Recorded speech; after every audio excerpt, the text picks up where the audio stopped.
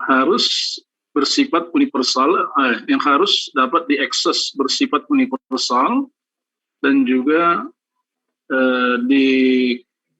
diakui secara universal. Hanya ada satu metode di mana itu diakui secara universal dan didapatkan, yaitu dengan menempatkan hukum sistem peradilan atas dasar daripada agama. Jadi di Israel aturan agama atau hukum agama dengan hukum sipil itu tidak bisa dibedakan, ya. Itu menyatunya kalau di Israel. Beda dengan kita. Kalau kita kan ada hukum agama, hukum adat, hukum sipil gitu, ya. Kalau di Israel itu semuanya berhubungan dengan agama yang sudah berhasil dikembangkan di 12 suku dalam arti atau dalam satu maksud keutuhan, ya, atau kesatuan. Lebih lagi untuk mendorong agar dapat efektif melindungi perpecahan dari unsur-unsur heterogen yang di mana bangsa itu miliki, ya. Nah, fungsi-fungsi legislasi ini terlihat dalam Keluaran 18, 15 sampai 16. Kata Musa kepada mertuanya itu, sebab bangsa ini datang kepadaku untuk menanyakan petunjuk Allah. Apabila ada perkara di antara mereka, maka mereka datang kepadaku dan aku mengadili antara yang seorang dan yang lain. Lagi pula aku memberitahukan kepada mereka ketetapan-ketetapan dan keputusan Allah. Et hukei ha Elohim we et torotai. Nah, jadi kalian lihat di sini ada kata Ibrani hukei, ya. Hukei itu hukim. Hukim itu adalah ketetapan-ketetapan yang termasuk juga hukum-hukum, ya. Dan keputusan-keputusan Allah yang dimasukkan di sini adalah Torah. Karena kita menemukan di sini we'et torotai. Torot itu jamak daripada Torah. Torah itu adalah tunggal, ya, bentuk femininnya. Nah, jadi Torah itu di dalam kata yang dua ini, maksudnya ketetapan ini, hukim dan Torah ini di dalam suku kita disebut dengan prostagmata dan nomos. Kesemua kata ini berarti hukum, kemudian petunjuk, instruksi, pengajaran, bisa juga instruksi dalam zaman mesianis, bisa juga ya arahan-arahan keimaman secara jasmani, dan juga instruksi. Bisa juga hukum-hukum legal, bisa menyangkut hukum-hukum korban bakaran, atau hukum-hukum yang lain yang berlaku dalam masyarakat, ya. Nah, jadi Torah atau Taurat adalah kata yang biasa di dalam PL untuk hukum, law, yakni instruksi lisan, oral instruction. Jadi Torah itu pada masa tuanya atau dari zaman tuanya itu adalah dalam bentuk lisan, oral instruction. Nanti kemudian itu baru dituliskan, ya, dituliskan ke dalam bentuk tulisan, dimulai dengan bentuk pada batu atau mungkin pada tulang belulang atau kulit kayu, baru pada tikar yang bisa digulung, papirus namanya, dan itu bahan baku daripada buku, ya, papirus itu. Tumbuhan itu banyak tumbuh di pinggiran Sungai Nil. Jadi Taurat itu adalah instruksi atau petunjuk langsung, ya, petunjuk. Torah dalam arti seperti ini sudah berlangsung lama di Israel. Nah, W.R. Smith juga mengatakan itu adalah sebuah metode yang tegas dan praktis dan meneguhkan secara jenius tentang permintaan-permintaan bangsa-bangsa primitif atau tuntutannya, tuntutan-tuntutan bangsa-bangsa primitif. Kasus-kasus yang sulit dibawa ke tempat suci dan keputusan yang diberikan di sana diterima sebagai emanasi dari hakim ilahi Israel. Karena di situ menggunakan nama Elohim untuk menandakan hakim-hakim berbicara dalam nama Yahweh. Jadi bisa dibaca teks-teks ini ya. Kasus-kasus yang dibawa ke hadapan Allah dapat dibagi dalam 3 kategori. Antara lain, pertama, hal-hal yang berhubungan dengan peraturan moral. Yang kedua, hal-hal yang cocok untuk masyarakat sipil. Yang ketiga, kesulitan-kesulitan dalam upacara ritual. Ini biasanya berhubungan dengan imam dan kemah suci atau bait suci ya. Nah, jadi aslinya Torah itu adalah petunjuk-petunjuk lisan. Kemudian dipahami menjadi sebuah kumpulan hukum-hukum. Jadi ada perkembangan dalam pengertian Torah itu. Mula-mulanya dia hanya petunjuk-petunjuk lisan, tapi kemudian menjadi sebuah kumpulan hukum-hukum. Dan akhirnya juga menjadi keseluruhan kitab-kitab Pentateuch, di mana keseluruhan kumpulan hukum legal yang sangat penting itu di dalam kehidupan bangsa Israel ada di dalam kitab-kitab Taurat itu ya. Lebih lanjut dikatakan Torah came to signify such a collection. Jadi Torah itu datang untuk menandai sebuah koleksi,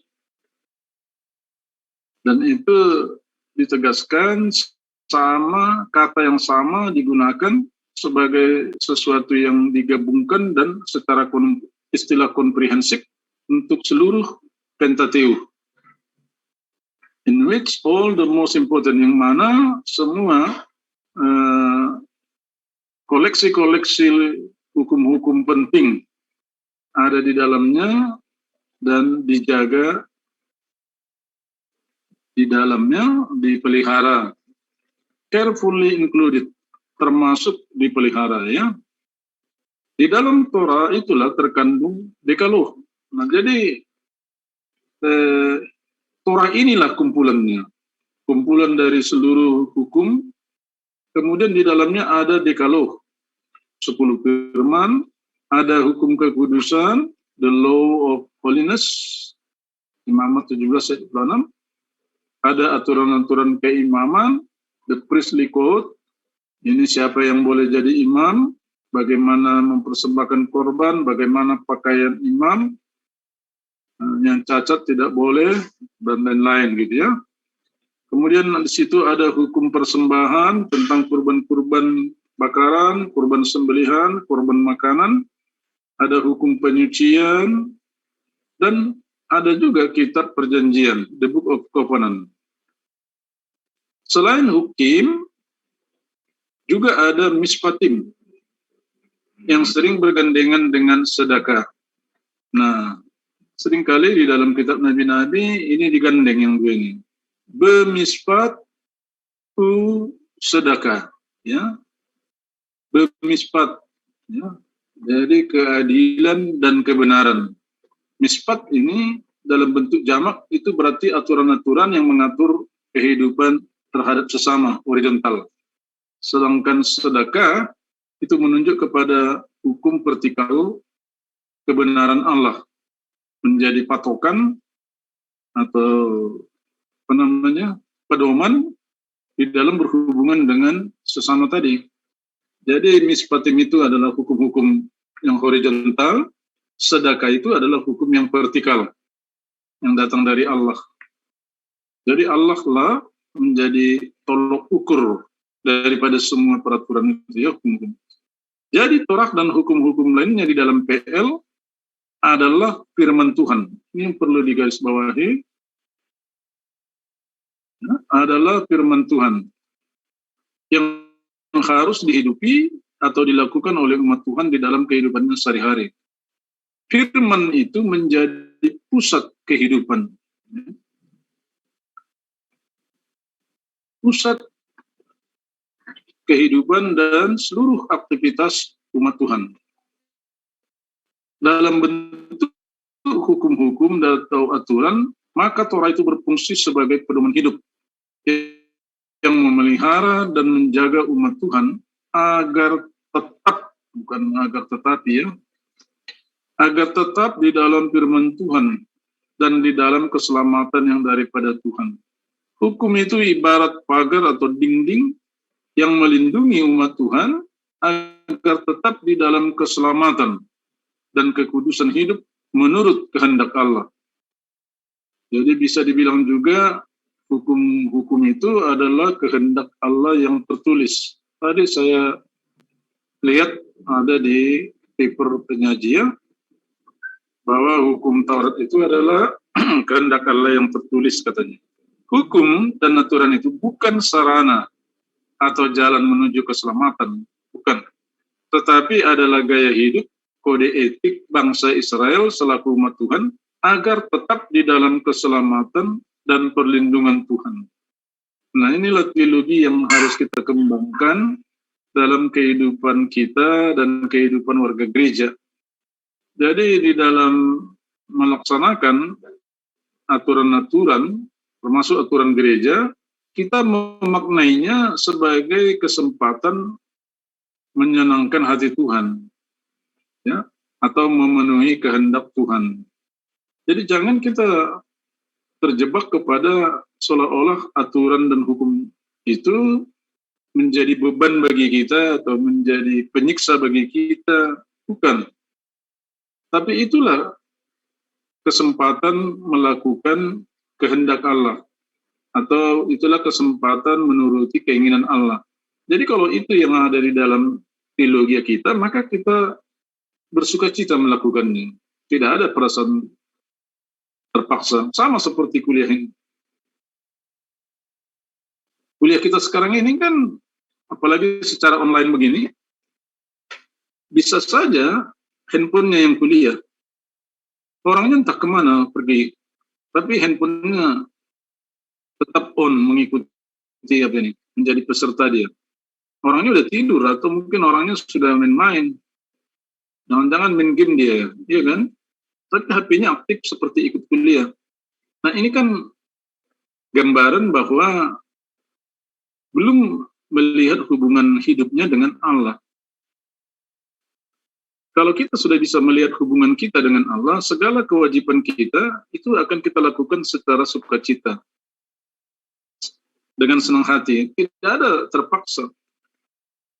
Jadi ketika kita mengikuti kuliah, misalnya kita kuliah dalam rangka menyenangkan hati Tuhan, bukan hanya sekedar nempel nama di dalam partisipan Zoom ini atau Google Meet, bukan begitu. Ya, kalau kami dosen lah misalnya kan, terbatasnya kami mengontrol kehadiran kalian. Itu kan nggak bisa langsung gitu. Tapi kita kan hanya serahkan kepada Tuhan, ya kan? Kalau dosennya bisa dikelabui, tapi bagaimana Tuhannya? Bagaimana Tuhan kita itu bisa nggak kalian kelabui? Nah, di situ persoalannya. Jadi kalau kita masih berusaha menyenangkan dosen dengan cara yang tidak benar, belum tahap kepada bahasan ini. Kalau bahasan ini menggarisbawahi tadi supaya apa yang kita lakukan, kewajiban kita itu, hukum-hukum itu, aturan itu adalah dalam rangka kesempatan menyenangkan hati Tuhan, memenuhi kehendak Allah gitu. Kalau itunya yang menjadi motivasi di dalam diri kita, tidak ada peraturan itu yang berat di dalam kehidupan kita. Nah, itu satu. Yang kedua, hukum itu di sini adalah pagar yang membentengi, yang melindungi kita dari kesesatan atau kehancuran, supaya kita tetap di dalam keselamatan. Nah, baik PL maupun PB sama, bahwa pertama-tama Allah memberikan keselamatan. Kalau Israel kan pertama-tama Allah membebaskan Israel dari perbudakan Mesir, menyelamatkan mereka dari perbudakan, lalu memberikan hukum-hukum di padang gurun, kan begitu. Sama itu dengan PB juga gitu. Pertama-tama kita diselamatkan oleh Yesus Kristus melalui iman percaya kita percaya. Lalu tugas kita selanjutnya adalah melakukan kehendaknya, melakukan firman-Nya, melakukan hukum-hukum dan aturannya, ketetapannya. Sama itu. Jadi kalau kita melakukan hukum-hukum Tuhan, peraturan Tuhan, firman Tuhan, atau perintah Tuhan, itu sama saja dengan membuat perjalanan hidup kita tetap di dalam keselamatan, tetap di dalam perlindungan Tuhan. Itu maksudnya itu. Jadi kalau untuk demi keselamatan kita melakukan itu, kan kita nggak ada berhati. Sama dengan naik sepeda motor. Kalau kalian naik sepeda motor, kan masih banyak yang mencuri-curi tidak pakai helm, kan? Ya itu karena dia masih sebatas melihat peraturan itu seperti dipaksakan oleh pemerintah, kan begitu. Tapi coba kalau kita menggunakan helm di dalam hati kita, itulah kesempatan juga melindungi kepala kita, otak kita, hidup kita, nyawa kita, kan gitu. Ya, saya kira dengan sukacita kita memakainya itu. Nggak perlu harus ada polisi baru dipakai, nggak begitu. Karena kita menginginkan keselamatan itu. Jadi orang-orang yang tidak pakai helm kan misalnya kan, nanti kan pecah dulu kepala baru mengerti pentingnya helm. Nah itu kan sudah terlambat. Kalau sudah pecah kepala, geger otak, ya apa gunanya lagi hidup, ya kan? Udah lari lah semuanya, ya kan? Jadi maunya jangan pecah dulu kepala, baru sadar tentang pentingnya helm. Tapi kita memang dari awalnya sudah tahu, kita ingin tetap selamat, kita ingin tetap sehat, kita ingin tetap sempurna di dalam keselamatan yang sudah diberi Tuhan, di dalam kesempurnaan yang sudah diberikan Tuhan, ya kita pakai helm. Itu kira-kira contohnya. Jadi harus demikian kita memahami setiap aturan hukum yang ada di dalam firman Tuhan, yang ada di dalam gereja juga. Sama dengan di gereja misalnya, kalau ada kewajiban dalam rangka begini-begini, maka kita akan memberi kontribusi 100.000. Ya kan? Ya. Bagi sebagian warga gereja itu berat, 100.000, dan akan jatuh kepada yang bersungut-sungut. Tapi kalau bagi dia yang bersikap, oh ini kesempatan untuk melakukan keinginan Tuhan atau melakukan kehendak Tuhan, nah dia akan berusaha. Mungkin dia kasih 20.000 dulu, 30.000, baru 20.000 lagi, baru 20.000 lagi misalnya, atau 30.000 lagi. Dia cicil, dia berusaha. Dia tidak jatuh kepada sungut-sungut, tapi dia berusaha menyenangkan hati Tuhan. Itu dua sikap yang berbeda untuk satu perkara yang sama. Nah, itu kira-kira makna daripada studi kita sore ini ya. Jadi, jangan melihat peraturan hukum itu sebagai sesuatu yang membebani, sebagai sesuatu yang menakutkan, tapi justru sebagai sesuatu yang menyukakan hati, karena kita mendapat kesempatan melakukan perintah Tuhan. Kita mendapat kesempatan untuk menyenangkan hati Tuhan. Harus begitu kita memahami segala aturan ini. Baik, silakan kalau ada yang mau ditanyakan, diberikan waktu kepada kita.